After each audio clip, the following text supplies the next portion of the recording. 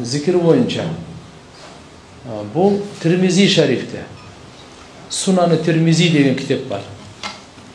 Ошол жерде Тамими Дари деген сахабадан риваят болот.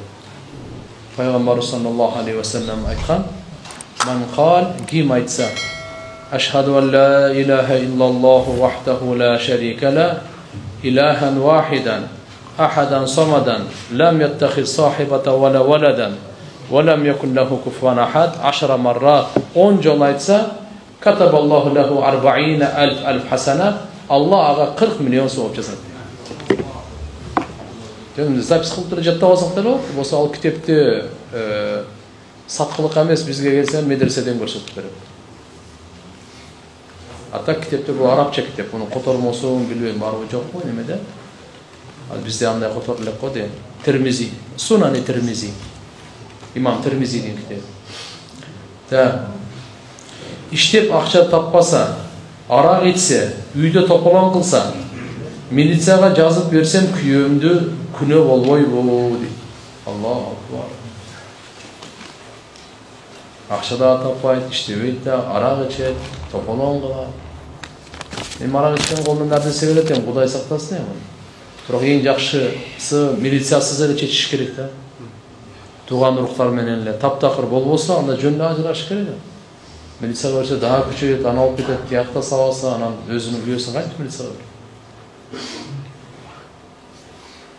Дуалар кабыл болуш үчүн кантип туура дуа кылыш керек? Дуалар кабыл болуш үчүн туугандар эң биринчи алкымды тазалоо керек.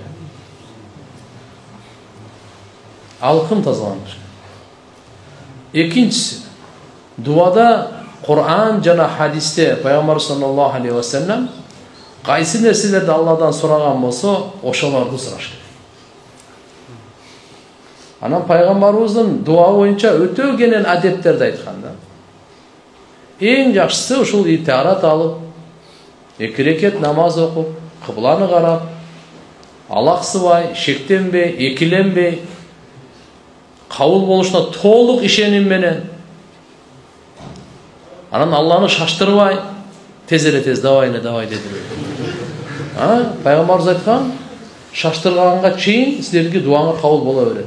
Кантип шаштырса, дуа кылып атам, кабыл болбой атат го. Бул шаштыруу экен да. Алла Таала данышман.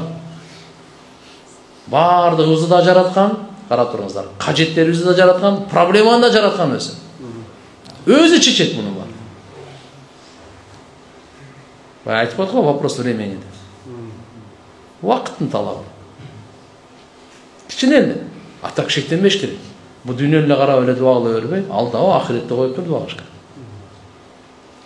Аллага мактоо айтып, пайгамбарга салат. Кудай кааласа мен оюмча дуа боюнча бир өзүнчө сабак кылабыз. Бардыгын, адеби, фарызы, важиби, сүннөтү, эмне нерсени сураш керек, эмне нерсени сурабаш керек, кантип сураш керек, качан сураш керек, кайсы учурда сураш керек, кандай ишеним менен сураш керек, кандай Кудайым буйрса иншалла. Мисалы суроого өтүп кетсек, башка суроолор калып кетет да. Күйөөмдүн мурунку сүйлөшкөн кызы менен мен жазышам. Бирок аябай жаман көрөм. Анткени күйөөм мурун көп белек берген ошолордун да билем. Ошон үчүн жаман көрөм. Мага эч нерсе алып бербейт. Анан ага айта берем. Мурунку кызыңа алып берчүсүн деп. Ошол кылганым туурабы? Туура эмес бул. Ал эстетпеш керек. Туура эмес нерсеничи жок кылыш үчүн, өчүрүш үчүн аны айтпай коюш керек. Айтпай коюш керек. Бул андай айтып өтсөң, мурунку кайра эске келе берет да. Аракты да кайра айтып берсең эске келе берет. Бул некене бир попробовать этип көрбөйлүбү деп. Жок нерсе. Аты өчкүр айтпай жок кылыш керек.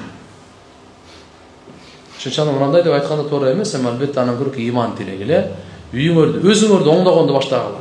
Зикир менен, дуа менен, намаз менен, таарат менен, сүннөт менен, Кур'ан менен, үйдү чөйрөнү өзгөртүп баштагыла. Имандын сабагы менен, талимдерди алып үйрөнүп, эмне кандай кылып атат? Пейлибизди оңдойлу, ниетибизди оңдойлу.